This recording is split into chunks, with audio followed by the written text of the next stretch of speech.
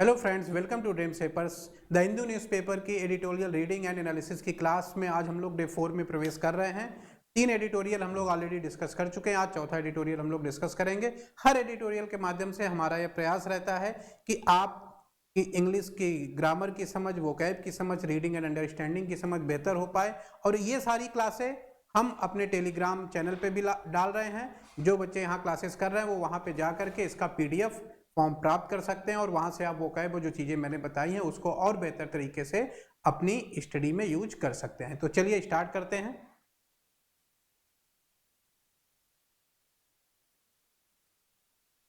Code rate आज का topic है। तो देखते हैं क्या लिखा हुआ है। The push for a uniform civil code should not become a divisive tool. The push किसी चीज के लिए पुश करना, पुश फॉर समथिंग लिखा हुआ है और द लगाया गया है। अब देखिए, आपको यह भी समझना है कि इंग्लिश में एक ही वर्ड कई अलग अलग तरह से यूज होता है। तो ऐसी कंडीशन में कोई वर्ड इंग्लिश में किस तरह से यूज हो रहा है ये हमें समझना आवश्यक है। जैसे यहां देखिए, पुश फॉर आगे तो प्रीपोजिशन आ गया, इसका मतलब ये ब्रेक हो गया यहां पर, और ब्रेक हो गया तो पुश आपकी वर्ब भी है। पुश माने धक्का देना, तो पुश आपकी वर्ब भी है, लेकिन यहां इस सेंटेंस में ये पुश नाउन की तरह यूज हुआ है। यानी ये शब्द, ये वर्ड हमारा नाउन की तरह भी यूज होता है और वर्ब की तरह भी यूज होता है। हमने कैसे समझा कि ये नाउन है, वर्ब नहीं है? क्योंकि आर्टिकल लिखा हुआ है द इसके पहले, और हम जानते हैं कि आर्टिकल का प्रयोग हम नाउन के लिए करते हैं, वर्ब के लिए आर्टिकल लगाने की कोई आवश्यकता नहीं है। आर्टिकल नाउन के लिए ही आता है। तो इससे हमने ये समझ लिया कि ठीक है भाई, ये द आर्टिकल है तो ये पुश यहां पे एज ए नाउन वर्क कर रहा है। आगे बढ़े। द पुश फॉर समथिंग, किसी चीज के लिए पुश किया जा रहा, माने किसी चीज के लिए जोर लगाया जा रहा है, किसी चीज के लिए एक फोकस किया जा रहा है। Push for a uniform civil code, किस चीज के लिए? आर्टिकल है तो आगे आने वाला नाउन सिंगुलर होगा, सिंगुलर है यूनिफॉर्म सिविल कोड। समान नागरिक संहिता आजकल बहुत ज्यादा चर्चा में है, आप लोग जान रहे होंगे। अ यूनिफॉर्म सिविल कोड एक समान नागरिक संहिता। शुड नॉट बिकम, शुड आपकी मॉडल वर्ब है और यहाँ मॉडल प्लस वर्ब की फर्स्ट फॉर्म का स्ट्रक्चर है, ठीक लिखा हुआ है। और मॉडल प्लस वर्ब की फर्स्ट फॉर्म मैंने बताया था कि अगर आप शुड का यूज कर रहे हैं तो शुड क्या भाव देता है? एज ए एडवाइस के रूप में यूज होता है, एज ए सलाह के रूप में, लेकिन बहुत प्रेशर नहीं देता है चीजों पे। प्रेशर देना होगा, जोर देना होगा अपनी बात पे, तो हम लोग शुड न लिख करके उसकी जगह क्या यूज करेंगे? मस्ट। तो यही डिफरेंस है शुड और मस्ट में। शुड जहां अपने बात को एडवाइस के रूप में कहता है, वहीं अगर उसी बात को हमें थोड़ा प्रेशर दे करके, जोर दे के कहना है, तो हम शुड की जगह मस्ट का यूज करेंगे। तो चलिए यहां से हमें राइटर की भावना पता चली कि राइटर जोर तो दे रहा है लेकिन बहुत जोर नहीं दे रहा, एक एडवाइस के रूप में अपनी बात कह रहा है, एक सलाह के रूप में कह रहा है कि भाई ऐसा होना चाहिए। Civil code should not become, modal के साथ वर्ब की फर्स्ट फॉर्म सही लिखा गया है। शुड नॉट बिकम नहीं होना चाहिए अ डिवाइसिव टूल। आर्टिकल है, आर्टिकल किसी नाउन के लिए आएगा, ये देखिए नाउन लिखा हुआ है और नाउन के पहले ये उसकी विशेषता बताने वाला वर्ड क्या है? एडजेक्टिव। तो ये कंस्ट्रक्शन पढ़ते पढ़ते आपको आइडिया लगाना चाहिए कि भाई यूनिफॉर्म सिविल कोड के लिए ये जो आजकल जोर चल रहा है, ये एक डिवाइसिव टूल नहीं होना चाहिए। अब कई वर्ड ऐसे हैं जिनमें आपको थोड़ा समझ डेवलप करनी है, और जैसा कि मैंने आपको बताया था कि इंग्लिश में वर्ड से भी वर्ड बनते हैं। जैसे यहां देखिए डिवाइड है, डिवाइड आपकी वर्ब है, डिवाइड से ही बना हुआ ये डिवाइसिव आपका एडजेक्टिव है। इसी से डिवीजन कर देंगे तो नाउन बन जाएगा।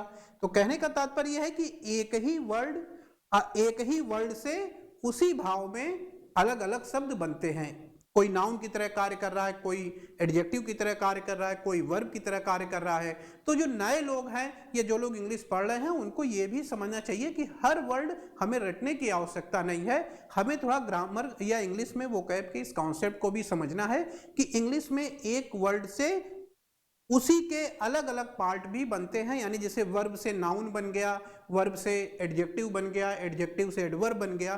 तो अगर हमें एक मीनिंग पता है तो उसी से मिलती जुलती मीनिंग हमें अन्य शब्दों के भी समझनी चाहिए। ये नहीं कि हमें डिवाइड माने तो पता है कि भाई डिवाइड माने बांटना होता है, और डिवाइसिव आ गया तो आप सोच रहे पता नहीं क्या है इसका मतलब। तो आप थोड़ा सा अपना माइंड भी यहाँ यूज करिए, भाई डिवाइड है, बांटना वर्ब की तरह है, और यहाँ ये एडजेक्टिव की तरह यूज हो रहा है तो मीनिंग वही होगा, बांटने से ही संबंधित। हिंदी में शुद्ध बोले तो विभाजनकारी कह सकते हैं। Should not become a divisive tool, एक विभाजनकारी उपकरण नहीं बनना चाहिए। आगे चलते हैं। The law commission decision, article the लगा हुआ है, लॉ कमीशन आपका नाउन है, इसके साथ एपॉस्ट्रॉफी लगाई गई है, एपॉस्ट्रॉफी हम लगाते हैं कॉमा लगा के, यस, दो चीजों में का की के का सेंस देने के लिए। तो the law commission decision, law commission का निर्णय, ये पूरा एक हो गया लॉ कमीशन का निर्णय। किस चीज का निर्णय? टू सॉलिसिट व्यूज, देखिए जो व्यूज है वो सॉलिसिट से जुड़ा हुआ है। टू सॉलिसिट माने प्राप्त करना। सॉलिसिट कहाँ यूज करते हैं? सॉलिसिट का यूज करते हैं जनरली किसी चीज को प्राप्त करने के सेंस में। क्या प्राप्त करना? किसी से इंफॉर्मेशन प्राप्त करना, किसी से मनी, टू सॉलिसिट मनी भी हो सकती है, सॉलिसिट हेल्प भी हो सकती है। कहीं न कहीं सॉलिसिट में एक आग्रह का, एक रिक्वेस्ट का भी भाव होता है, माने आग्रह या रिक्वेस्ट के द्वारा जब आप किसी से कोई चीज पाने का प्रयास कर रहे हैं तो उस सेंस में भी हम सॉलिसिट का यूज करते हैं। और जब आप किसी से कोई इंफॉर्मेशन या कोई ऐसी बात जो किसी दूसरे के पास है आपके पास नहीं है, उसको भी जानने की कोशिश करते हैं अपनी चीज़ों को बेहतर बनाने के लिए, तो वहाँ पे भी हम सॉलिसिट का यूज करते हैं। तो सॉलिसिट का मतलब यहाँ पे गेट से है, अगर आप इसका सिनोनिम्स देखेंगे तो गेट इसका सिनोनिम्स हो जाएगा, प्राप्त करना, लेकिन कोई सामान प्राप्त करना नहीं, कोई वस्तु प्राप्त करना नहीं। सॉलिसिट मनी के सेंस में यानी किसी से मदद प्राप्त करना, इस भाव से, आग्रह वाले भाव में। हेल्प प्राप्त करना है तो सॉलिसिट हेल्प लिख सकते हैं, किसी से कुछ इंफॉर्मेशन प्राप्त करना तो सॉलिसिट इंफॉर्मेशन लिख सकते हैं। तो इंग्लिश में एक ही वर्ड को जब आप हिंदी से रिलेट करते हैं तो देखिए बड़ा सावधानी आपको रखनी पड़ती है, क्योंकि हिंदी में हम जिस तरह से चीजें यूज करते हैं एक शब्द को अलग अलग भाव में यूज करते हैं, तो इंग्लिश में कोई भी वर्ड किस सेंस में यूज हो रहा है ये समझना जरूरी है, नहीं तो कई जगह क्लोस्टेज इत्यादि में आपको दिक्कतें आ सकती हैं। तो चलिए सॉलिसिट को हमने समझा, टू सॉलिसिट व्यूज, लोगों की राय प्राप्त करने के लिए। तो देखिए सेंटेंस कैसे जोड़ा है, लॉ कमीशन का निर्णय, टू सॉलिसिट व्यूज, लोगों की राय प्राप्त करने के लिए, फ्रॉम द पब्लिक, पब्लिक से, छोटे छोटे फ्रैक्शन में सेंटेंस को जोड़ करके आगे बढ़ाते जा रहे हैं। और आप एक चीज थोड़ा ध्यान दीजिएगा, खैर चलिए भी आगे पढ़ते हैं फिर बताता हूं। फ्रॉम द पब्लिक, पब्लिक से, on the idea of a uniform civil code, on the idea of a uniform civil code, एक ये फ्रेज है, एक यूनिफॉर्म सिविल कोड के विचार पर। अ यूनिफॉर्म सिविल कोड एक समान नागरिक संहिता के आइडिया माने विचार पर। तो यहां देखिए ये प्रीपोजिशन भी आपका जो ऑन है इसको भी थोड़ा ध्यान देना है कि भाई पूरे सेंटेंस के सेंस के हिसाब से चल रहा है कि लॉ कमीशन का निर्णय पब्लिक से राय पाने के लिए, किस मुद्दे पर राय पाई जा रही है, तो किसी चीज पे आप राय निकाल रहे हैं तो ऑन आपने प्रीपोजिशन यूज किया है तो सही लिखा है राइटर ने कि इस मुद्दे पे राय पाना चाह रहा है। Uniform civil code appears, verb की फर्स्ट फॉर्म में यस या ईएस, और आप ये वर्ब है आपकी, और आप ये चीज जान रहे हैं कि भाई हम जब सेंटेंस लिखते हैं, मैंने पहले भी कई बार बताया है कि अगर कोई सेंटेंस लिख रहे हैं तो सेंटेंस में सब्जेक्ट होगी और वर्ब होगा, बेसिक सा कॉन्सेप्ट है। लेकिन कई बार क्या होता है कि जैसे आपका सब्जेक्ट है, कई बार तो एक वर्ड का होगा, कोई एक वर्ड लिखा रहेगा, एक नाउन लिखा रहेगा, यही आपका सब्जेक्ट होगा, उसके बाद वर्ब आएगी। जैसे राम इज अ बॉय, तो राम सब्जेक्ट है, इज वर्ब है, कोई दिक्कत नहीं। लेकिन कई बार क्या होता है कि हमारा जो सब्जेक्ट होता है ये ग्रुप ऑफ वर्ड्स होता है, ग्रुप ऑफ वर्ड्स, मतलब एक वर्ड उसमें नहीं रहेंगे, शब्दों का समूह रहेगा, इस टाइप से।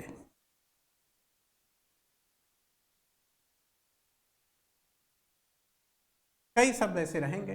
तो अगर बहुत सारे ग्रुप ऑफ वर्ड्स हैं तो ऐसे में हमें ये दिक्कत आती है, या जो नए स्टूडेंट हैं या जिनको समझ नहीं है उनको ये प्रॉब्लम होती है कि जब वर्ब के पहले सब्जेक्ट ग्रुप ऑफ वर्ड्स के रूप में कई वर्ड एक साथ लिखे होते हैं एक दूसरे से जोड़ करके, तो इसमें से किसको वो सब्जेक्ट माने और किसको सब्जेक्ट मान करके उसके हिसाब से वर्ब ले, क्योंकि सब्जेक्ट वर्ब एग्रीमेंट के क्वेश्चन अक्सर एग्जाम में पूछे जाते हैं। और इस तरह के क्वेश्चन में एक कॉमन प्रॉब्लम आपके लिए यही होती है कि भाई वर्ब को सब्जेक्ट के हिसाब से आप ढूंढो। और चूंकि जब सब्जेक्ट बहुत, अब जैसे तो क्या इसी सेंटेंस में आप देखें ये आपकी वर्ब है, अब आप देख रहे हैं कि इसके पहले बहुत लंबी चौड़ी कहानी लिखी हुई है।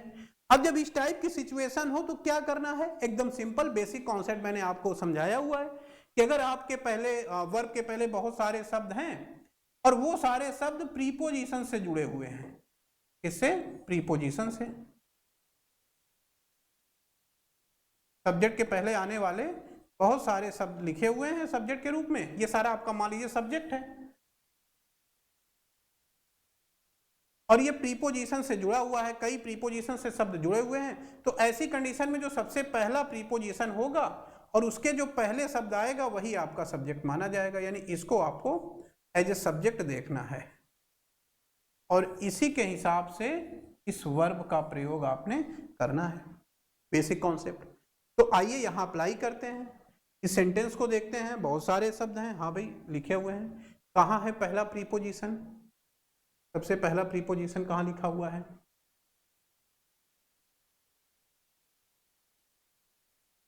पहला प्रीपोजिशन अगर आप उस हिसाब से देखेंगे तो ये लिखा हुआ है फ्रॉम। अब इसके पहले आए तो इसके पहले भी काफी वर्ड लिखे हुए हैं, क्योंकि फ्रॉम के पहले केवल एक वर्ड थोड़ी है, इसके पहले भी बहुत सारे शब्द हैं। The law commission's decision to solicit views. तो अब देखिए कॉन्सेप्ट, अगर आप इसके पहले आएंगे तो अब आप कहेंगे सर ये टू भी तो है प्रीपोजिशन, मैं कह सकता हूं टू प्रीपोजिशन है, लेकिन मैंने कॉन्सेप्ट आपको समझाया हुआ है कि अगर हम टू को एज ए प्रीपोजिशन लेते हैं तो उसके बाद वर्ब आएगी तो आईएनजी लगाएंगे उसमें। यहां पे ये नहीं है कंडीशन, यहां ये इन्फिनेटिव की तरह आया हुआ है, इसलिए हम लोग इस टू को नहीं टच करेंगे। तो देखते हैं जरा भाई, आप कॉन्सेप्ट से आए कि पहला प्रीपोजिशन देखें, पहला प्रीपोजिशन फ्रॉम है, इसके पहले वाला होना चाहिए, लेकिन इसके पहले एक शब्द नहीं है ना, इसके पहले भी कई शब्द लिखे हुए हैं। अब यहाँ पे थोड़ा और टेक्निकल हो गया भाई, कई शब्द लिखे हुए हैं, अगर इसके पर देखिए ये सारी चीजें, जिसको इंग्लिश की बहुत अच्छी समझ है उसके लिए तो कोई प्रॉब्लम नहीं है, प्रॉब्लम उनके लिए है जिनको समझ नहीं है उस तरीके की। तो यहाँ पे इस प्रीपोजिशन के पहले ये व्यू जा रहा है, तो क्या हम इसको सब्जेक्ट माने? अब यहाँ पे फिर आपको कॉन्सेप्ट देखना है कि भाई अगर ये सब्जेक्ट होगा तो ये इस वर्ब के बाद लिखा हुआ है, ये जो इन्फिनेटिव फॉर्म है, और ये इन्फिनेटिव भी वर्ब का एक फॉर्म है, टू प्लस वर्ब की फर्स्ट फॉर्म, ये भी वर्ब का एक फॉर्म है, इन्फिनेटिव बोलते हैं, नॉन फाइनाइट वर्ब है। इसके बाद लिखा हुआ है कोई वर्ड तो ये सब्जेक्ट नहीं होगा। अगर किसी वर्ब के बाद कोई वर्ड लिखा हुआ है या कोई नाउन लिखा हुआ है तो ये सब्जेक्ट की तरह ना आकर के इस वर्ब के ऑब्जेक्ट की तरह होगा। तो यहां देख भी लीजिए, टू सॉलिसिट व्यूज, व्यूज प्राप्त करने के लिए। तो यहां पे इस सेंटेंस में अगर आप ध्यान से देखें तो इस सेंटेंस में ये जो व्यूज है ये इसके ऑब्जेक्ट के रूप में आया है, ये सब्जेक्ट हो ही नहीं सकता क्योंकि एक इन्फिनेटिव के ऑब्जेक्ट के रूप में है। तो यहां रुकेंगे जरा, कॉन्सेप्ट क्लियर करेंगे फिर आगे बढ़ेंगे ताकि कंफ्यूजन ना हो। क्या कॉन्सेप्ट है? पहला कॉन्सेप्ट आपने सीखा, वर्ब के पहले बहुत सारे शब्द अगर आए हैं तो किसको सब्जेक्ट मानेंगे? सबसे पहला प्रीपोजिशन जो होगा उसको देखेंगे और उसके पहले जो लिखा है वो सब्जेक्ट होगा। ठीक है, अक्सर आपको मिल जाएगा। यहां पे जब हम आए तो यहां हमने देखा कि भाई प्रीपोजिशन फ्रॉम के पहले कई शब्द लिखे हुए हैं, अब इसमें किसको सब्जेक्ट माना जाए? तो इसमें सब्जेक्ट मानने के लिए हमने कहा क्या फ्रॉम के पहले हम ले लें? तो यहाँ एक और कॉन्सेप्ट हमने सीखा कि भाई वर्ब का कोई भी फॉर्म हो, चाहे इन्फिनेटिव हो, जिरंड हो, पार्टिसिपल हो, उसके बाद अगर कोई चीज लिखी हुई है तो वो सब्जेक्ट नहीं हो सकती, क्योंकि वो वर्ब के चाहे फाइनाइट फॉर्म हो चाहे इनफाइनाइट फॉर्म हो, उसके बाद अगर लिखा है तो वो उसका ऑब्जेक्ट है, और किसी एक वर्ब का ऑब्जेक्ट दूसरे वर्ब का सब्जेक्ट नहीं संभव है। तो यहाँ पे ये भी चीज पॉसिबल नहीं हो रही है, ये तो ऑब्जेक्ट है, ये भी नहीं हो सकता है। तो आगे बढ़ेंगे, फिर इन्फिनेटिव तो हो ही नहीं सकती, तो इसके आगे फिर क्या लिखा हुआ है? ला कमीशंस डिसीजन, ये पूरा पार्ट आ गया। अब देखिए इसके आगे यहां तक पहुंच गए हम लोग, आगे बढ़ रहे हैं ना कि भाई ये नहीं तो इन्हीं में से होगा, कोई न कोई ढूंढना है भी। अब इसमें किसको माने? सिंपल सा कॉन्सेप्ट है, एक पॉइंट और यहां देखते हैं। तीसरा कॉन्सेप्ट कहता है कि अगर नाउन, एपॉस्ट्रॉफी और नाउन ये आपका सब्जेक्ट के रूप में लिखा हुआ है तो किसको सब्जेक्ट मानेंगे? एपॉस्ट्रॉफी के बाद वाले को सब्जेक्ट माना जाता है और इसी के हिसाब से वर्ब आती है।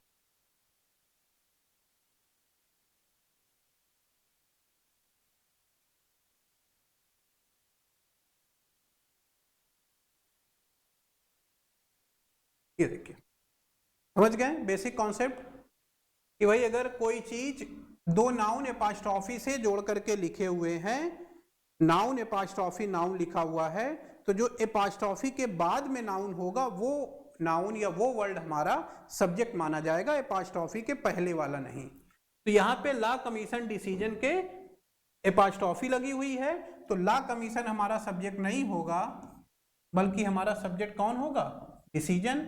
और ये जो डिसीजन है ये सब्जेक्ट है और इसके हिसाब से ये वर्ब अपीयर लिखी गई है। इस चीज को आपको समझना है। देख रहे हैं कैसे हमने आइडेंटिफाई किया। तो बेसिक चीजें हैं, अभी पढ़ते अगर आपको समझ है तो आप डायरेक्ट भी कर सकते हैं, लेकिन सब्जेक्ट वर्ब एग्रीमेंट का क्वेश्चन है तो बिना समझे चीजों को नहीं करेंगे। तो यहाँ 3 कॉन्सेप्ट हमने सीखे हैं। मैं जल्दी से इन कॉन्सेप्ट को आपको फिर से रिवाइज कराता हूँ। पहला कॉन्सेप्ट, वर्ब के पहले बहुत सारे शब्द लिखे हुए हैं, प्रीपोजिशन लगा हुआ है अगर, तो सबसे पहला प्रीपोजिशन देखते हैं और उसके पहले जो आ रहा वो सब्जेक्ट होगा, नंबर 1। नंबर दूसरी बात, वर्ब का कोई फॉर्म हो, चाहे इंफिनिटिव हो, जिरंड हो, पार्टिसिपल, कोई भी फॉर्म हो, उसके बाद अगर कोई नाउन लिखा हुआ है तो वो नाउन सब्जेक्ट नहीं हो सकता, क्योंकि वो उस वर्ब का ऑब्जेक्ट है। तीसरा कॉन्सेप्ट हमने सीखा, 2 नाउन को एपॉस्ट्रोफी से जोड़ा गया है, तो जो एपॉस्ट्रोफी के बाद में नाउन लिखा हुआ है वो सब्जेक्ट होता है और उसके हिसाब से वर्ब लेते हैं। तो इस तरह से डिसीजन सब्जेक्ट है और उसके हिसाब से वर्ब अपीयर्स लिखी हुई है। आगे आइए, अपीयर्स टू बी, प्रतीत होता है। क्या प्रतीत हो रहा है कि टू बी माने होने में, होने के लिए, टू के साथ वर्ब की फर्स्ट फॉर्म, ये भी इन्फिनिटिव है, टू बी, इन्फिनिटिव भी आगे पढ़ेंगे हम लोग। और ये टू सॉलिसिट, ये भी इन्फिनिटिव है, इन्फिनिटिव ही है दोनों। To be a political initiative. अब देखिए आर्टिकल है, नाउन के लिए आया है, ये इनिशिएटिव आपका नाउन है और इसके पहले आने वाला ये पॉलिटिकल शब्द एडजेक्टिव है। अब पॉलिटिकल इनिशिएटिव एक राजनैतिक पहल। मैंने आपको बताया था कि शब्दों को पढ़ते समय आदत डालिए, एक शब्द से दूसरे शब्द अगर बने हैं तो उनको समझने की।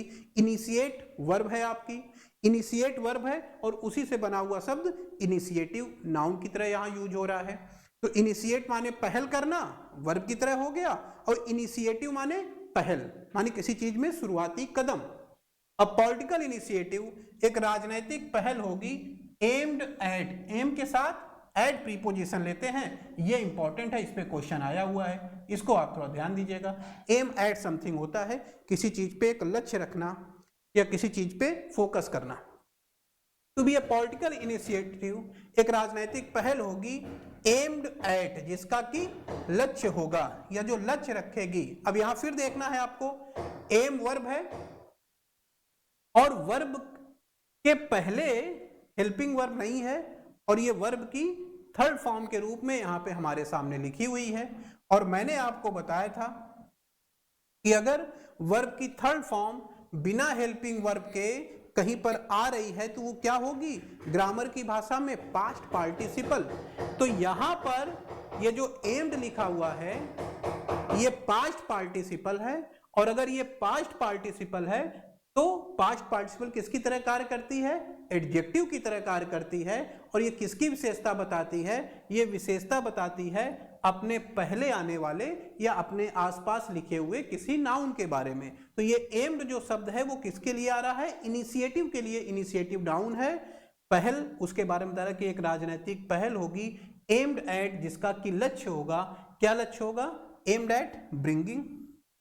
अब देखिए एट प्रीपोजिशन है और प्रीपोजिशन के बाद वर्ब आ रही है। मैंने ये कॉन्सेप्ट आपको बताया है, यहां फिर से एक ब्रैकेट में लिख दे रहा हूं कि प्रीपोजिशन के साथ जब भी हम वर्ब लिखेंगे तो उसमें क्या लगाएंगे, आईएनजी, वर्ब में आईएनजी लगा के लिखेंगे। तो यहां देखिए एट प्रीपोजिशन है, उसके साथ वर्ब ब्रिंग लिखी हुई है, आईएनजी लगाया गया है, सही लिखा हुआ है। पॉलिटिकल इनिशिएटिव राजनीतिक पहल एम्ड एट, जिसका कि लक्ष्य है ब्रिंगिंग माने लाना, ब्रिंग माने लाना, क्या चीज लाएंगे, द पोटेंशियली डिवाइसिव इशू।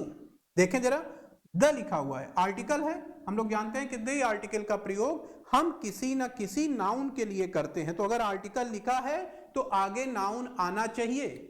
तो क्या पोटेंशियली को नाउन मान लें, नहीं भाई, इसमें तो एलवाई लगा है, ये एडवर्ब है।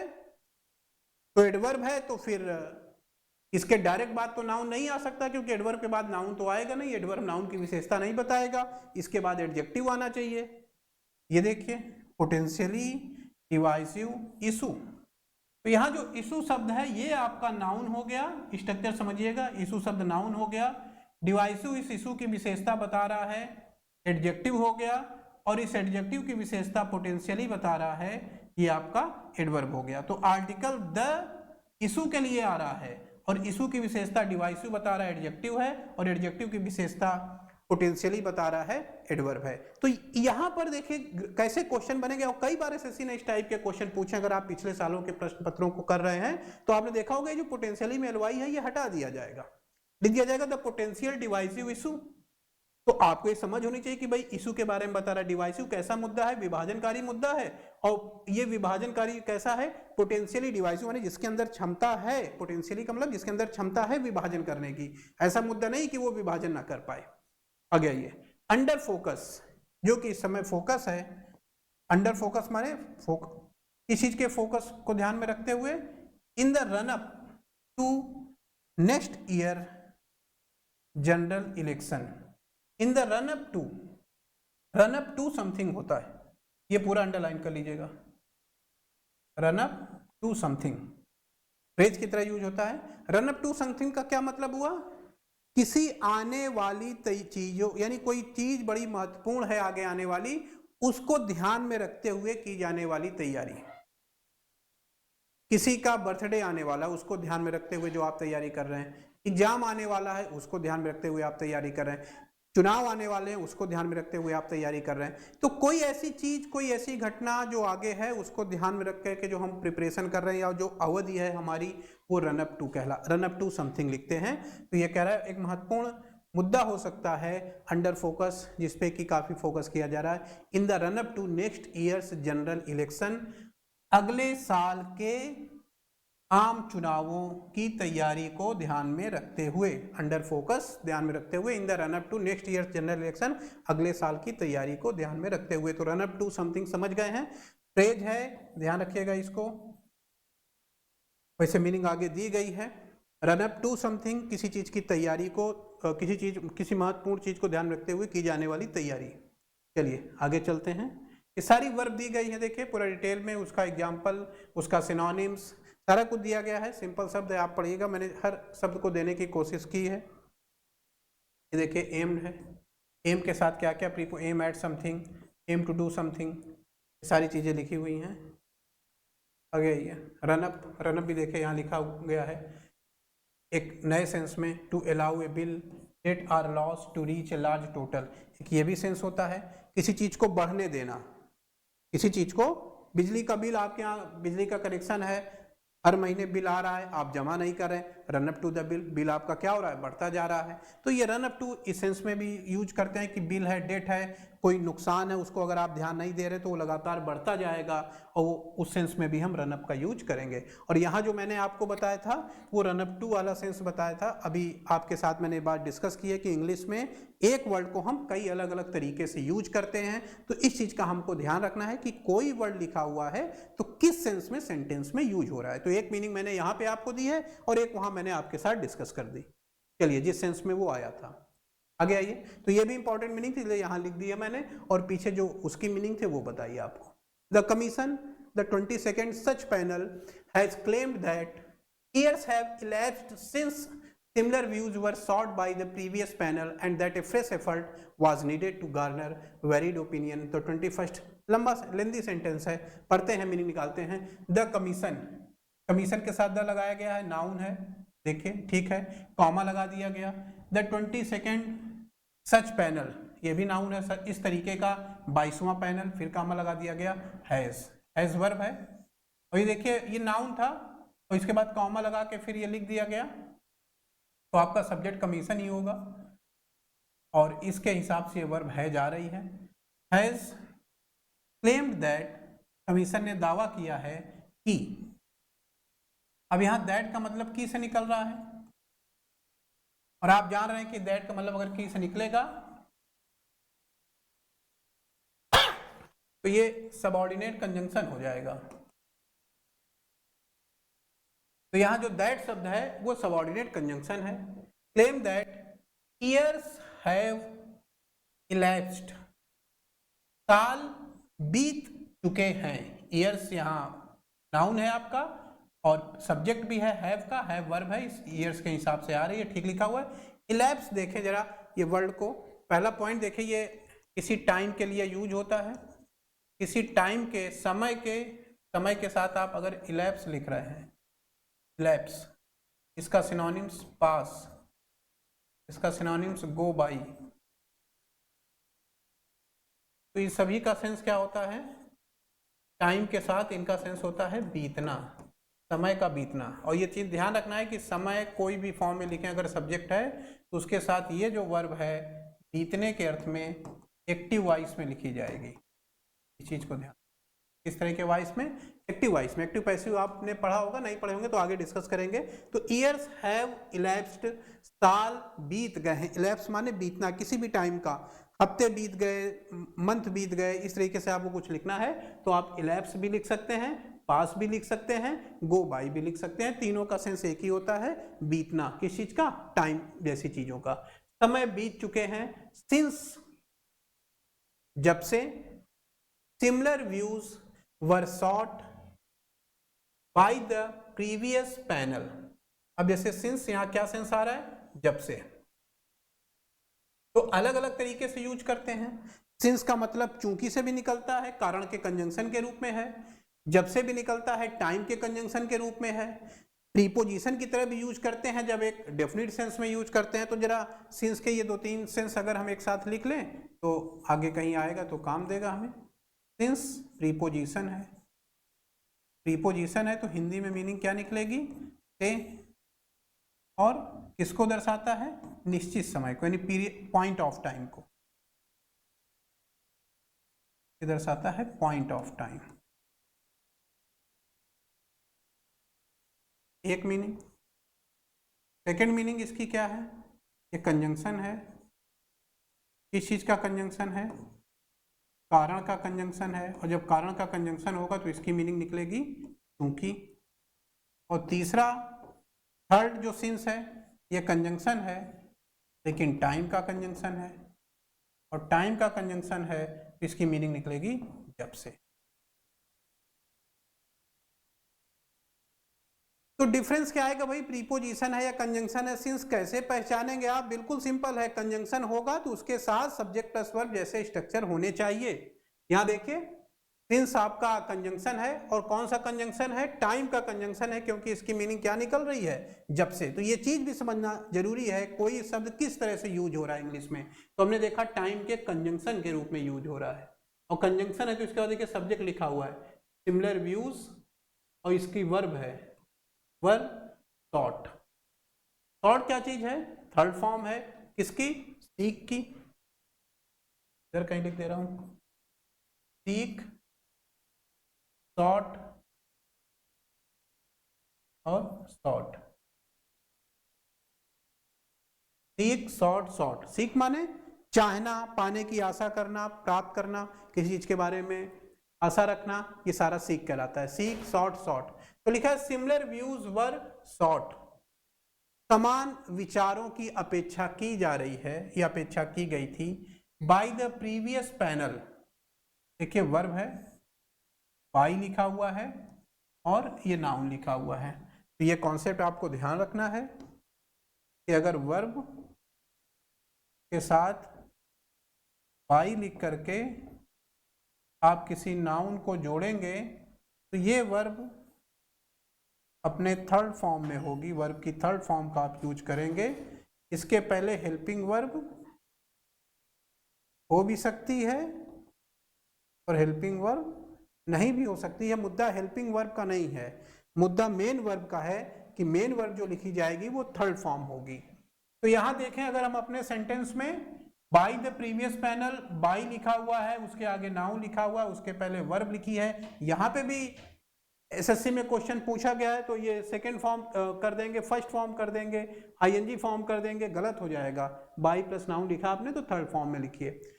एंड और दैट की, दैट का मतलब की से निकल रहा है तो सबऑर्डिनेट कंजंक्शन हो गया।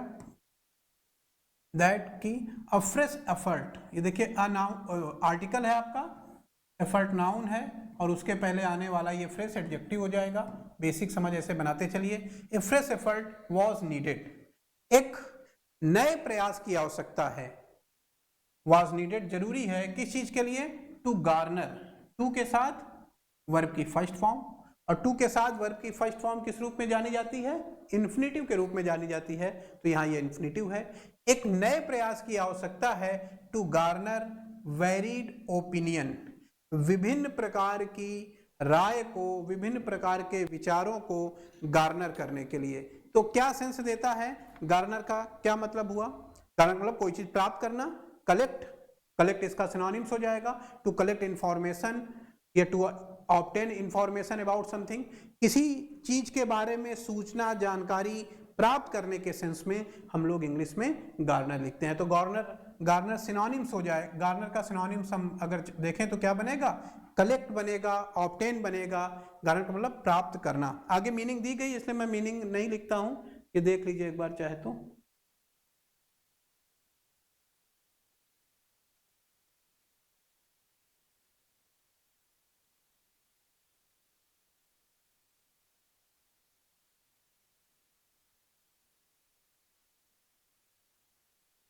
नहीं दी गई है क्या? शायद चलिए, अगर नहीं है तो लिख लेते हैं। गार्नर का मतलब ऑब्टेन इंफॉर्मेशन, कोई जानकारी या कोई सूचना प्राप्त करने के सेंस में आप गार्नर को यूज करते हैं। टू गार्नर वेरिड ओपिनियन, अलग अलग प्रकार की राय को। द 21st कमीशन, 21वां कमीशन ने हैड रिलीज, इसने रिलीज किया है। क्या रिलीज किया है? एक कंसल्टेशन पेपर, एक कंसल्टेशन पेपर को इन 2018 2018 में, दैट माने कि कैटेगरिकली सेड। अब यहां फिर से देखिए, सेड आपकी वर्ब है, ठीक है, लेकिन कैटेगरिकली ये एलवाई लगा हुआ एडवर्ब है आपका। और एडवर्ब किसके लिए आता है? जाहिर सी बात है, एडवर्ब है तो ये नाउन प्रोनाउन के लिए तो आएगा नहीं, ये किसी वर्ब के लिए, किसी एडजेक्टिव के लिए, किसी एडवर्ब या प्रीपोजिशन के लिए आएगा। तो सेंटेंस में अगर कहीं एडवर्ब आ रहा है तो आपको ये भी चीज समझने की आवश्यकता है कि भाई एडवर्ब है तो किसके लिए आया है, और जिसके लिए आया है तो देखिए क्या सही लिखा हुआ है कि नहीं। ऐसा तो नहीं है किसी नाउन के लिए आ रहा हो, और अगर ये वर्ड किसी नाउन के लिए आ रहा होगा तो इसको एडवर्ब फॉर्म में लिखना गलत है, फिर इसको तो एडजेक्टिव फॉर्म में लिखना चाहिए। तो ये हमें एनालिसिस करना है। तो कैटेगरिकली सेड जो शब्द, ये वर्ड है, ये किसके लिए आ रहा है? सेड के लिए। और सेड आपकी वर्ब है तो वर्ब के हिसाब से ये एडवर्ब कैसा लिखा हुआ है? सही लिखा हुआ है। Said a uniform civil code, एक समान नागरिक संहिता, was neither necessary nor desirable. Neither के साथ नॉर लगाते हैं, इस पे भी क्वेश्चन आता है कई बार एग्जाम में। नाइदर के साथ नॉर की जगह और आ जाएगा, एंड आ जाएगा, गलत हो जाएगा। नाइदर के साथ नॉर ही लगाते हैं, और या एंड का प्रयोग नहीं करते हैं। वाज नाइदर नेसेसरी, ये ना तो आवश्यक है, न डिजायरेबल, ना ही वांछित है। यहां देखिए डिजायर से बना हुआ है, डिजायर माने इच्छा, डिजायरेबल माने जिस चीज की इच्छा की जाए, यानी जो वांछित हो, जिसके बारे में आप अपेक्षा रख रहे हो। At that stage, at the stage माने इस अवस्था में, स्टेज का सेंस ये है, एट दैट स्टेज, इस अवस्था में। आगे चलते हैं।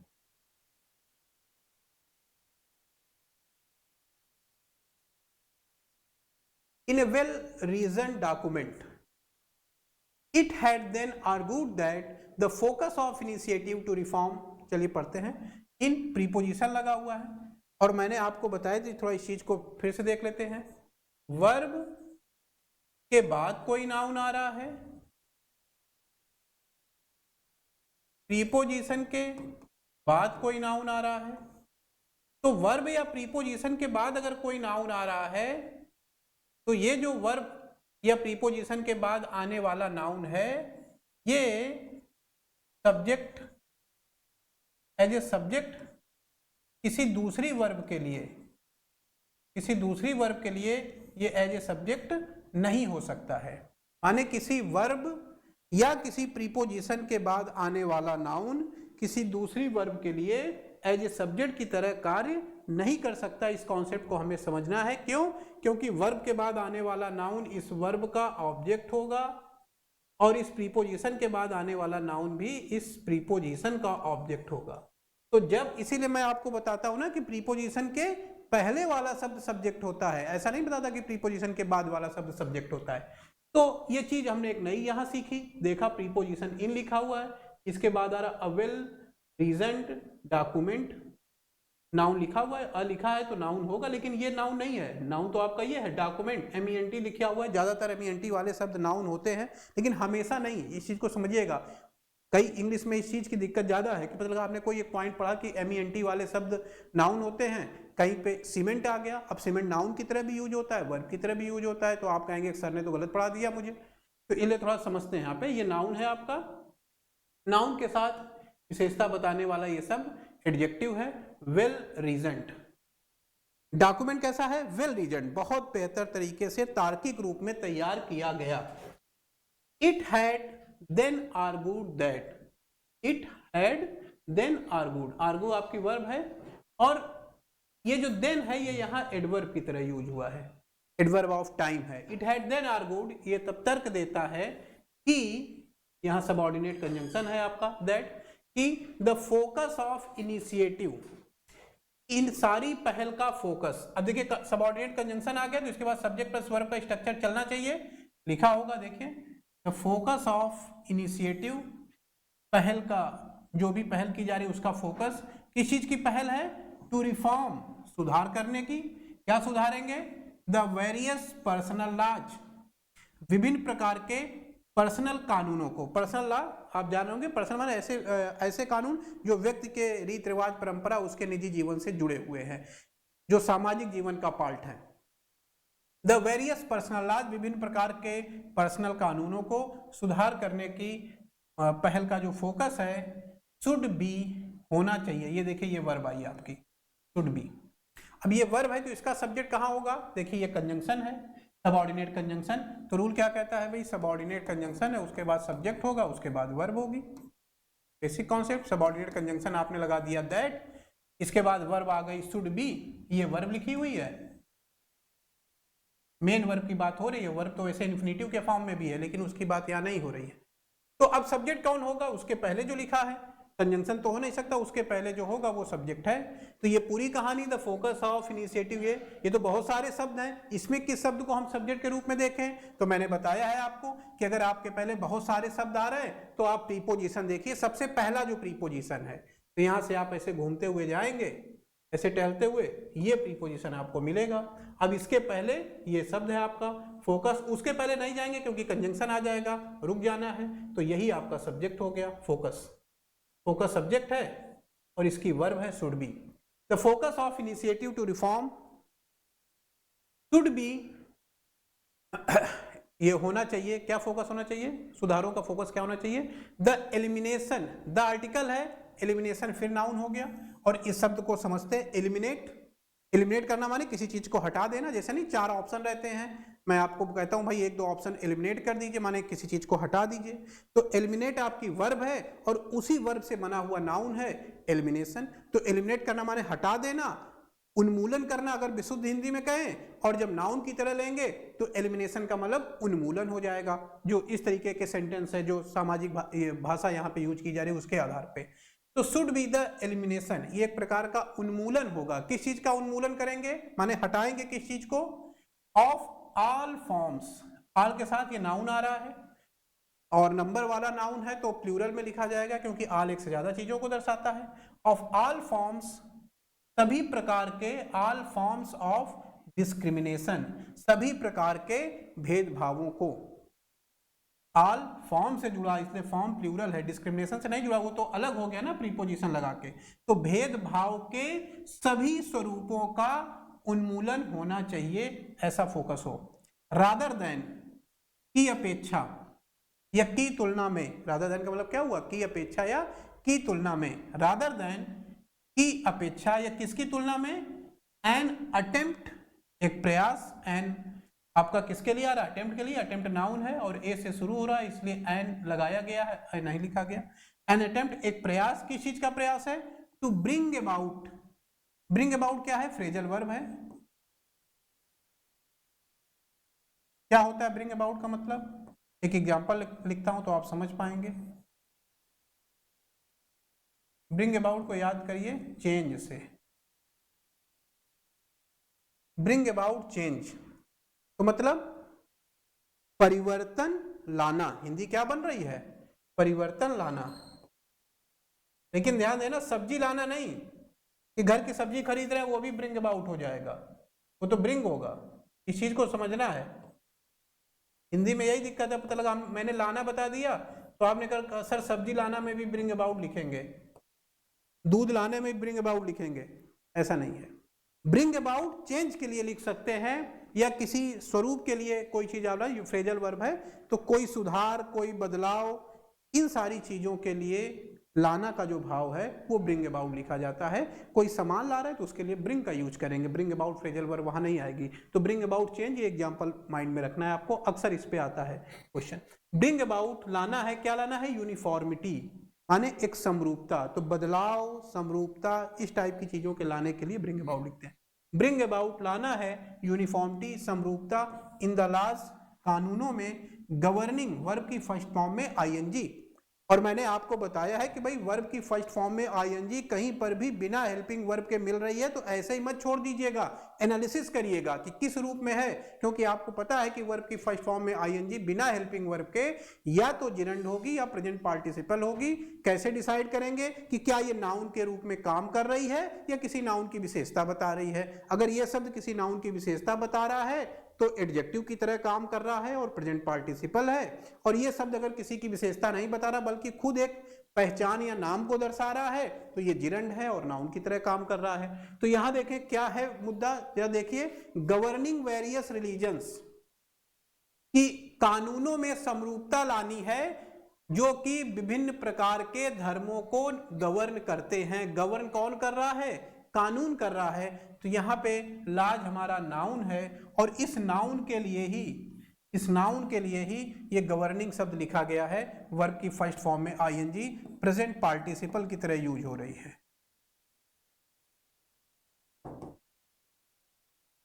इन द लॉज, कानूनों में, गवर्निंग वेरियस रिलीजन्स, जो कि विभिन्न प्रकार के धर्मों को गवर्न करते हैं या नियंत्रित करते हैं।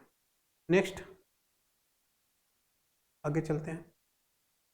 आगे लिखा हुआ है द डॉक्यूमेंट वाज, फिर देखिए the article document noun, MENT लगा हुआ है, जनरली नाउन होगा, सब्जेक्ट है आपका, उसके बाद वर्ब लिखी गई है, सही लिखा हुआ है, सिंगुलर के साथ सिंगुलर वर्ब।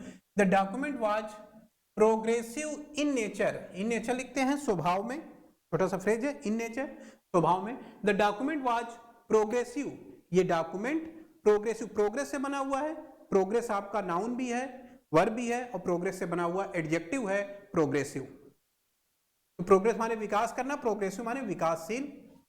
ये दस्तावेज प्रोग्रेसिव है, विकासशील है, विकासात्मक है या विकासवादी है, इन नेचर स्वभाव में।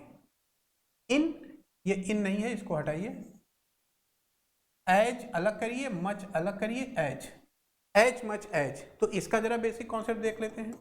देखिए एज, एज, तो एज, इसके बीच में अगर एक शब्द लिखना है, समझिएगा, एक शब्द लिखना है कोई, तो ये जो शब्द है ये क्या होगा? ऑप्शन में दे रहा हूं आपको, एडजेक्टिव होगा या नाउन होगा। अगर एक ही वर्ड लिखना है इनके बीच में, एज मच एज के बीच में एक ही शब्द लिखना है तो वो एडजेक्टिव होगा या नाउन होगा। तो हमेशा ध्यान रखिए कभी भी नाउन नहीं होगा। अगर एक ही वर्ड लिख रहे हैं और नाउन लिखा हुआ है, गलत है। क्या होना चाहिए? एडजेक्टिव या तो लिखिए या फिर एडवर्ब लिखिए। तो एज एज या सो एज के बीच में आने वाला शब्द या तो एडजेक्टिव होगा या एडवर्ब होगा, नाउन नहीं हो सकता। वही दूसरी तरफ सच एज लिखा हुआ है तो सच एज के बीच में आने वाला जो वर्ड है वो नाउन होगा कि एडजेक्टिव होगा अपने रूप में? तो वो एडजेक्टिव नहीं हो सकता है, वो क्या होगा? नाउन। तो ये दो बेसिक चीज आपने यहाँ पे जानी। एज मच एज क्या सेंस देता है? एज एज या सो एज हिंदी में उतना और जितना, दो चीजों में कंपेरिजन करता है। उतना जितना का भाव कहता है कि एज मच एज, उतना ज्यादा जितना कि इट इम्फेसाइज्ड, यह जोर देता, इम्फेसाइज वर्ब है, इट इम्फेसाइज्ड, यह जोर देता है, किस पे जोर देता है? Non discrimination. अब देखिए डिस्क्रिमिनेशन माने भेदभाव, डिस्क्रिमिनेट शब्द से बना हुआ है, डिस्क्रिमिनेट वर्ब है, उसी से बना हुआ नाउन है डिस्क्रिमिनेशन। और डिस्क्रिमिनेशन के पहले नॉन लगा दिया तो निगेटिव हो जाएगा नॉन डिस्क्रिमिनेशन को। तो भाई डिस्क्रिमिनेशन माने भेदभाव, और भेदभाव नहीं यही तो भाव आ रहा है, भेदभाव नहीं कर रहे हैं। तो भेदभाव नहीं कर रहे हैं तो क्या होगा उसका हिंदी, अगर किसी के साथ भेदभाव नहीं हो रहा तो उसके साथ समान व्यवहार होगा। It emphasised non discrimination over uniformity, यह एकरूपता के ऊपर भेदभाव न करने को वरीयता देता है। ये नहीं कहता कि भाई एक रूपता हो जाए, बल्कि ये कहता है कि भेदभाव न किया जाए, दो अलग अलग चीजें। एंड और रिकॉग्नाइज दैट, रिकॉग्नाइज करना माने किसी चीज को महत्व प्रदान करना, किसी चीज को पहचानना, या ये कहना कि हाँ ऐसा हमने निष्कर्ष निकाला है। एंड रिकॉग्नाइज दैट, और यह बात निर्धारित करता है कि, फिर से देखिए की आ गया सबऑर्डिनेट कंजंक्शन नंबर 1 पॉइंट। दूसरा एंड के बाद ये वर्ब लिखी हुई है, तो एंड के पहले भी वर्ब होगी, कहां पे है ये देखिए एम्फेसाइज्ड, ये भी वर्ब की सेकंड फॉर्म और ये भी वर्ब की सेकंड फॉर्म। तो राइटर यहां दो बातें बोल रहा है और इन दोनों का सब्जेक्ट कौन है, इट। इट लगा के पहले इतनी कहानी उसने बताई कि ये जो दस्तावेज है ये it emphasised non discrimination over uniformity, ये समरूपता के ऊपर भेदभाव न करने को वरीयता देता है। एंड रिकॉग्नाइज दैट, और इस बात को महत्व देता है कि, इस बात को कि, दैट कंजंक्शन है, सब्जेक्ट प्लस वर्ब आएगा उसके आगे, कि there could be diverse means, there could be माने हो सकते हैं, क्या हो सकते हैं, diverse means of governing aspect of personal law, personal law के यानी निजी कानूनों के, व्यक्तिगत कानूनों के, गवर्निंग एस्पेक्ट्स, एस्पेक्ट्स माने पहलू, गवर्न करने वाले पहलुओं के, डाइवर्स मीन्स माने अलग अलग साधन हो सकते हैं। There could be diverse means अलग अलग साधन हो सकते थे, ऑफ गवर्निंग एस्पेक्ट्स नियंत्रित करने वाले पहलुओं के, ऑफ पर्सनल लॉ माने निजी कानूनों के, निजी कानून को गवर्न करने वाले पहलुओं के अलग अलग रास्ते, अलग अलग साधन हो सकते थे। सच एज, जैसे कि, कल मैंने डिस्कस किया था, सच एज क्या मतलब निकलता है भाई, फॉर एग्जाम्पल। सच एज को अगर हम उसका सिनोनिम लिख दें तो क्या हो जाएगा, फॉर एग्जाम्पल, उदाहरण के लिए, जैसे कि या उदाहरण के लिए। ये शब्द क्या होता है, किस सेंस में यूज करता है, ये शब्द जो है जब भी आएगा अपने पहले जो, इसके पहले जो बातें बताई जा रही उसी को एक्सप्लेन करेगा। पर्सनल लॉ निजी कानून, जैसे कि, अब इसी ये जो इसके पहले बातें बताई गई हैं उसी को आगे एक्सप्लेन कर रहा है। जैसे मीनिंग से भी आप समझ सकते हैं, उदाहरण के लिए, उदाहरण के लिए मैरिज विवाह, डाइवोर्स तलाक, इनहेरिटेंस उत्तराधिकार का नियम, भाई कोई पिता मर गया तो उसकी संपत्ति उसके पुत्र को या किसको मिलेगी वो चीजें। एंड एडॉप्शन, एडॉप्ट करना माने गोद लेना किसी को, एडॉप्ट आपकी वर्ब है और एडॉप्ट में ION लगा करके एडॉप्शन नाउन बनाया गया है, तो मैंने आपको बता एडॉप्टेड हो जाएगा एडजेक्टिव, तो adopt verb, adopted adjective, adoption noun, तो एक ही शब्द से अलग अलग शब्द बनते हैं, उनकी पार्ट ऑफ स्पीच अलग अलग हो जाती है, तो ये चीज भी हमें इंग्लिश में समझते हुए चलना है। एंड एडॉप्शन, और गोद लेने को इंस्टीड ऑफ, इंस्टीड ऑफ माने के स्थान पर, इंस्टीड ऑफ का क्या सेंस होगा, के स्थान पर, के स्थान पर। और एक शब्द है इन स्पाइट ऑफ, इसका मतलब होता है के बावजूद, तो इस पे भी क्वेश्चन आया है, जहां इंस्टीड ऑफ का मीनिंग होगा वहां इन स्पाइट ऑफ लिख दिया जाएगा, तो आपको समझना है दोनों अलग अलग चीज है। Instead of in the place of को दर्शाता है के स्थान पर, इन स्पाइट ऑफ विरोधाभास को दर्शाता है, के बावजूद मीनिंग निकलती है। इंस्टीड ऑफ के स्थान पर इम्पोजिंग, अब देखिए ऑफ प्रीपोजिशन है और मैंने बताया है कि प्रीपोजिशन के बाद वर्ब लिखेंगे तो ING लगाएंगे, तो इम्पोज में ING लगाया गया है। इम्पोज करना माने किसी चीज, किसी के ऊपर कोई चीज थोपना, जबरदस्ती कोई आदमी कोई चीज नहीं मानना चाह रहा है, आप जबरदस्ती उसके ऊपर कोई नियम कानून लागू कर रहे हैं तो इम्पोज हो जाएगा।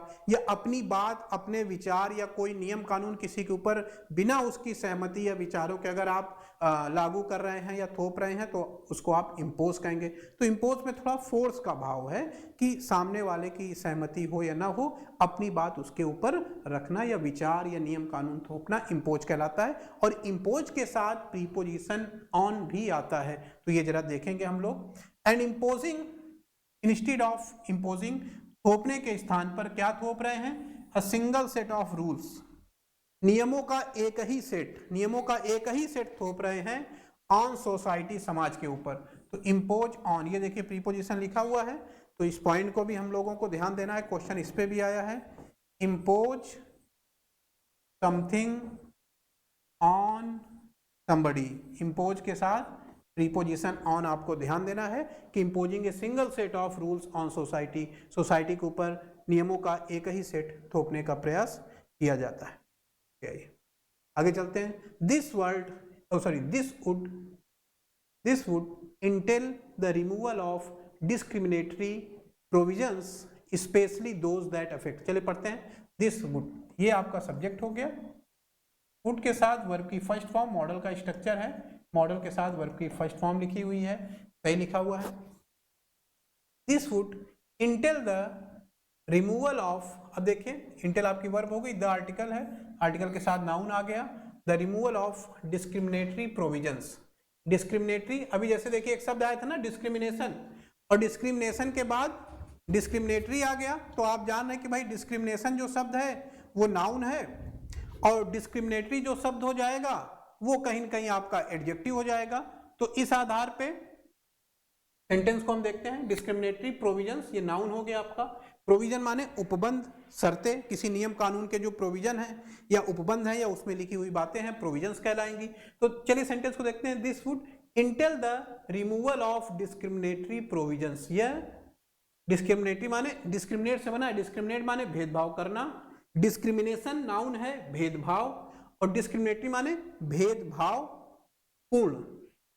तो डिस्क्रिमिनेटरी प्रोविजन भेदभाव पूर्ण उपबंधों के रिमूवल, रिमूव आपकी वर्ब है, उससे बना हुआ नाउन है, रिमूव माने हटाना, वही रिमूवल यहाँ पे सेंस है उन्मूलन या हटाने के सेंस में। The removal of discriminatory provisions, भेदभावपूर्ण उपबंधों को हटाने को इंटेल करना। इंटेल करने का क्या सिनोनिम्स हो जाएगा?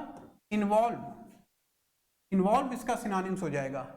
इन्वॉल्व माने किसी चीज को शामिल करना, किस चीज को, कोई ऐसी चीज जिसे आप महत्वपूर्ण समझ रहे हैं कि भाई ये तो होना ही चाहिए एक महत्वपूर्ण पार्ट के रूप में, तो वहां पे हम लोग इंटेल का प्रयोग करते हैं।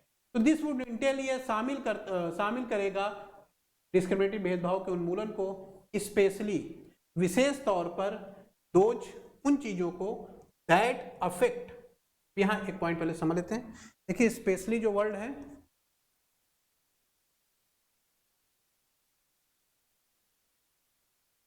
एडवर्ब है ये, और जो ग्रामर का रूल है वो आपको ये ध्यान देना है कि सेंटेंस की शुरुआत में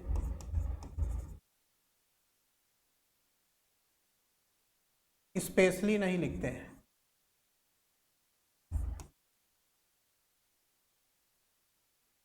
तो फिर क्या लिखेंगे? इसकी जगह आप ये लिखिए, मैंने इसको ऐसे मैं बता दे रहा हूं, नहीं लिखते हैं, मतलब इसको इस तरीके से समझ लीजिए। ये आपका सेंटेंस है, और सेंटेंस की शुरुआत में अगर स्पेशली लिखा हुआ है तो गलत है। क्या करें भाई, कैसे सही होगा? ये वाला लिखिए। वैसे दोनों हैं एक ही, लेकिन सेंटेंस की शुरुआत में इसका प्रयोग ना करके इसका प्रयोग करिए। और वर्ब की थर्ड फॉर्म के साथ, वर्ब की थर्ड फॉर्म के साथ लिखना हो तो स्पेशली लिखिए। ये वाला ज्यादातर यही यूज होता है। चलिए आगे आइए। तो इस सेंटेंस में अगर हम देखें तो ये स्पेशली लिखा हुआ है, सेंटेंस की शुरुआत में नहीं लिखा है तो सही है। विशेष तौर पर मीनिंग क्या होता है? विशेष तौर पे, पार्टिकुलरली या फॉर ए पार्टिकुलर पर्पज। विशेष तौर पर वे लोग, ये वे चीजें, सॉरी दोज, वे चीजें या वे उपबंध, यहाँ उपबंध के लिए आ रहा है स्पेशली दोज, विशेषकर वे उपबंध, दैट जो, दैट यहाँ जो सेशंस दे रहा है तो सबऑर्डिनेट कंजंक्शन ना होके रिलेटिव प्रोनाउन होगा, ध्यान दीजिएगा। और बहुत जल्दी हम लोग लेते हैं इसको, कैसे डिफरेंस करेंगे। दैट जो अफेक्ट, प्रभावित करती है, यहाँ वर्ब के रूप में है इफेक्ट, और अगर नाउन के रूप में लिखना होता तो हम लोग अफेक्ट ना लिख के इफेक्ट लिखते हैं। दैट अफेक्ट वीमेन, जो कि महिलाओं को प्रभावित करती है, and adoption of some overarching norms, और किसको प्रोवाइड करती है, एंड एडॉप्शन ऑफ, एडॉप्ट आपका वर्ब है और एडॉप्ट से बना हुआ वर्ड है एडॉप्शन, माने किसी चीज को अपनाना, गोद लेना। एडॉप्शन ऑफ माने अपनाने के रूप में या स्वीकार करने के रूप में, यानी स्वीकृति, किस चीज की स्वीकृति, of some overarching norms. Overarching norms, norms माने क्या हुआ, उपबंध। अब ओवरआर्किंग का क्या सेंस निकल करके आएगा, सोचिए जरा। ओवरआर्किंग, ओवरआर्किंग सिनोनिम्स है, लिख लीजिए जल्दी से, वैसे मीनिंग आगे दी गई है फिर भी मैं बता दे रहा हूं। ओवर आर्किंग माने वेरी इंपॉर्टेंट,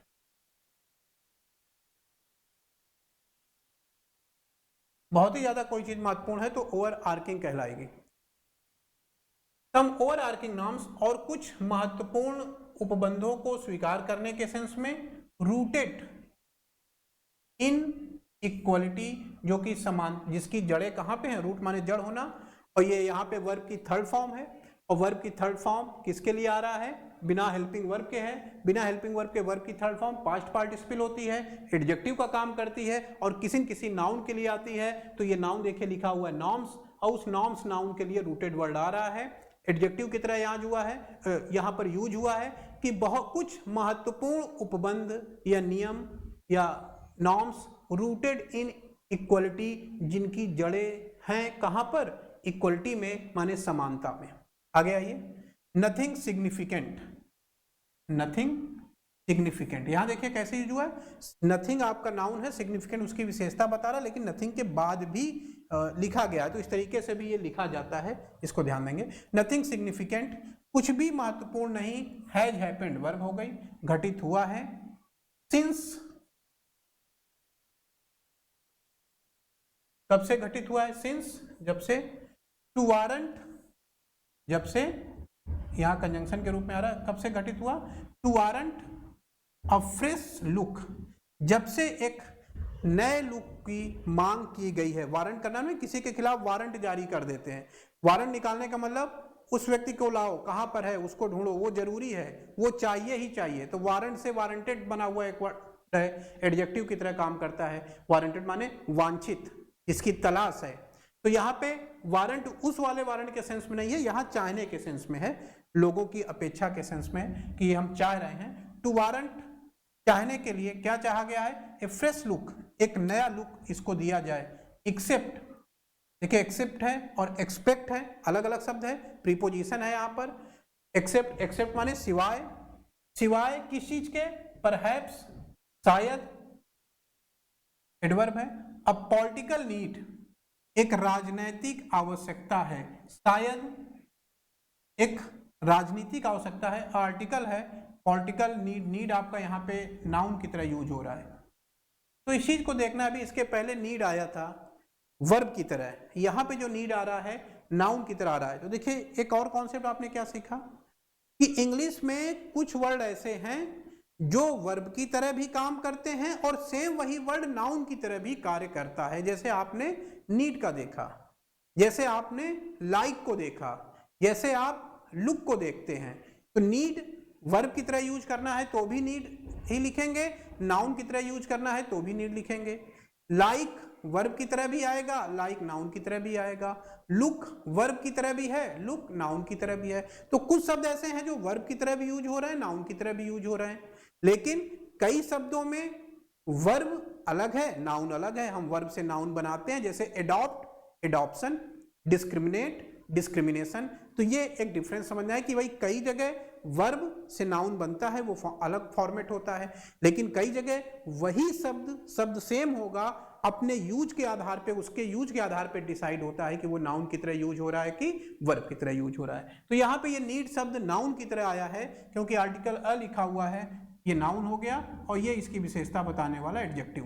अब पॉलिटिकल नीड एक राजनीतिक आवश्यकता है फॉर द करंट डिस्पेंसन, डिस्पेंस से बना हुआ है, इंपॉर्टेंट वर्ड है इसलिए इसको लिख लेंगे, इस पे क्वेश्चन पहले भी आए हैं। डिस्पेंस, और डिस्पेंस से बना हुआ शब्द है हमारा डिस्पेंसेशन। डिस्पेंस विथ एक आपकी फ्रेजल वर्ब है, ये डिस्पेंस के साथ भी लगा के लिखते हैं, और इसके सिनोनिम्स में आप लिख लीजिए do away with. Dispense with उसका सिनोनिम्स हो गया डू अवे विथ। क्या मीनिंग निकल के आएगा डिस्पेंस विथ या डू अवे विथ का, बताइए। डिस्पेंस विथ या डू अवे विथ का मतलब हो जाएगा किसी चीज को समाप्त करना या खत्म करना, या कोई चीज से किसी चीज को हटा देना, उन्मूलन करना, यह सेंस निकल के आता है डिस्पेंस विथ का या डू अवे विथ का। तो समाप्त करना, ये हो गया। और जो डिस्पेंस वर्ड है इसका क्या मीनिंग निकल के आएगा? डिस्पेंस का सिनोनिम्स अगर हम एक वर्ड में लिखें तो प्रोवाइड हो जाएगा, प्रोवाइड उपलब्ध कराना। तो अब देखिए डिस्पेंस किस सेंस में लेंगे, फिर यहां समझते हैं।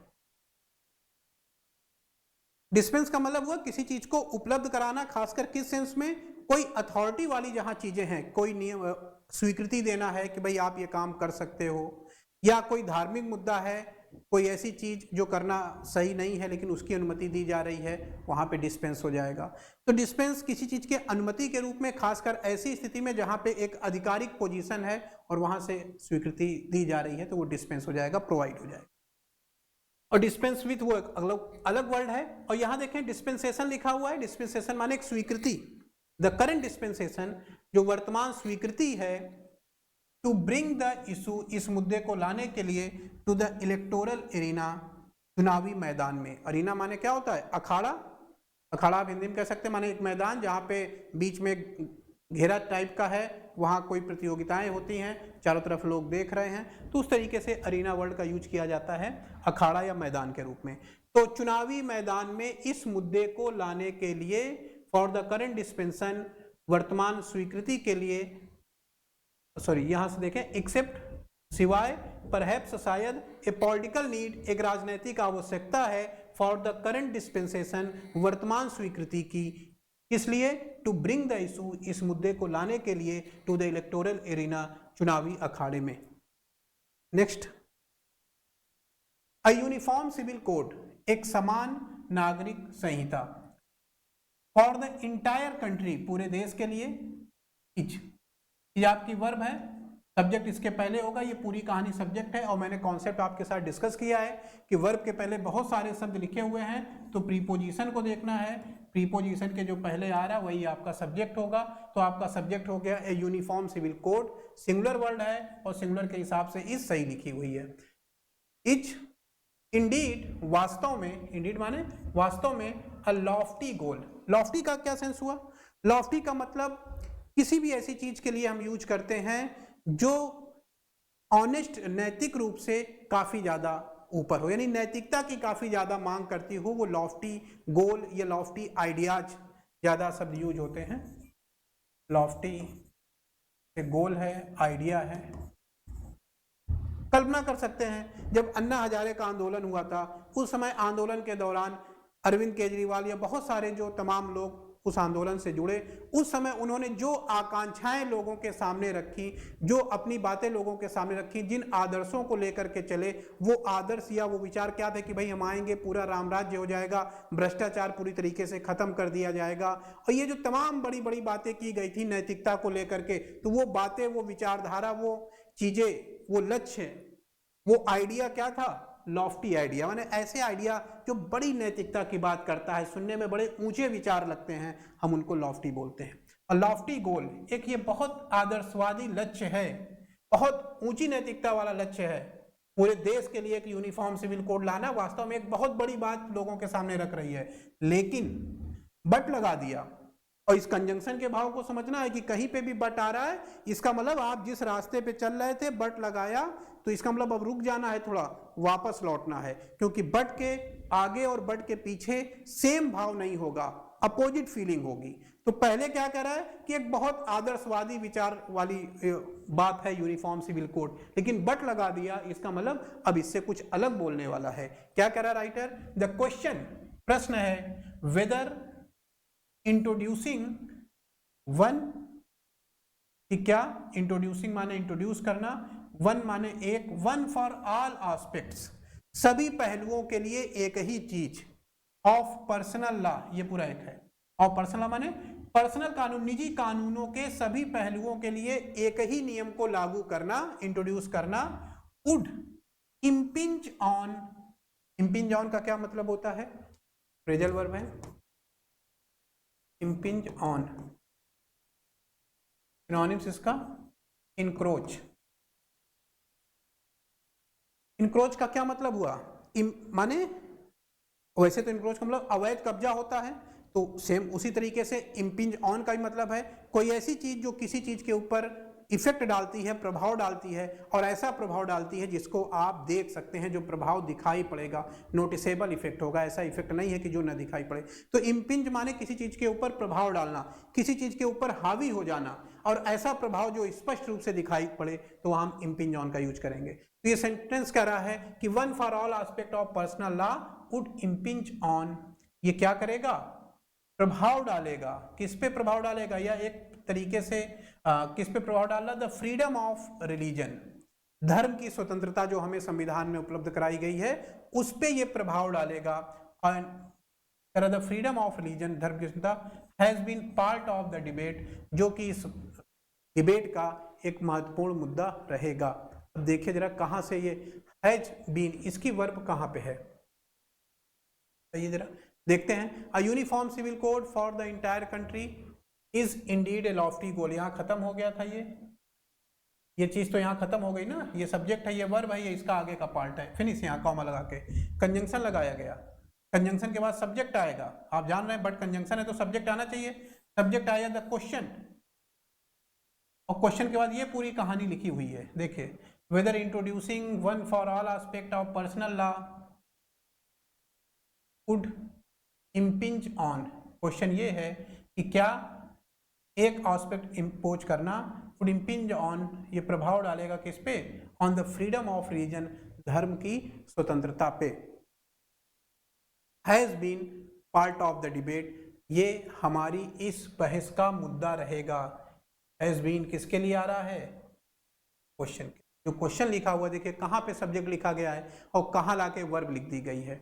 The question whether introducing one for all aspect of personal law would impinge on the freedom of religion has been, यहाँ किस तरीके से ये बनाया गया है कंस्ट्रक्शन, देखते हैं। कई बार कंस्ट्रक्शन इस तरीके से लिखा जाता है कि आपने सब्जेक्ट लिखा, सब्जेक्ट के बाद वर्ब आनी चाहिए, लेकिन वर्ब नहीं लिखी गई, उसके बाद आपने कोई फ्रेज लिख दिया,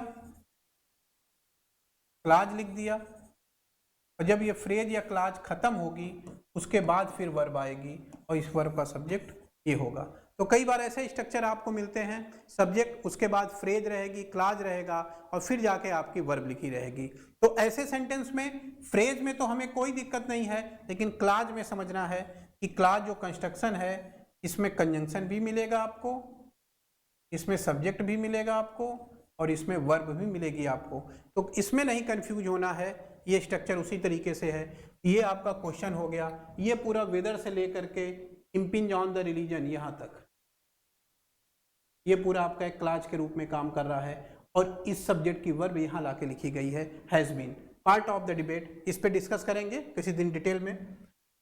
बहस का मुद्दा रहा है B R Ambedkar view something as something, B R Ambedkar ने इसे देखा है या समझा है कैसा, डिजायरेबल, वांछित, माने ऐसी चीज है जो होना चाहिए, इसको डिजायरेबल मान के चलते हैं, लेकिन आप जान लीजिए बट लगा हुआ है, तो बट विरोधाभासी सेंस देता है।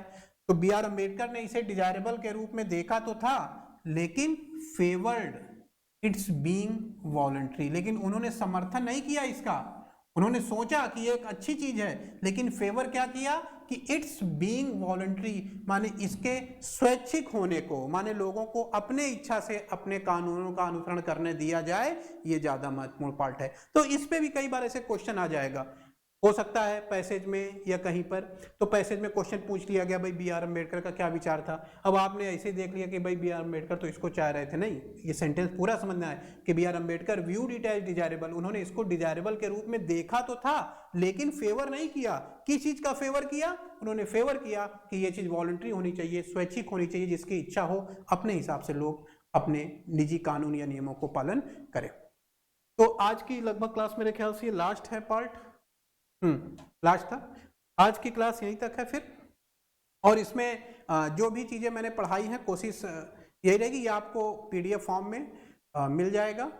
ठीक है, फिर आज की क्लास खत्म करते हैं, मिलते हैं नए एडिटोरियल के साथ। तब तक के लिए मस्त रहिए, स्वस्थ रहिए।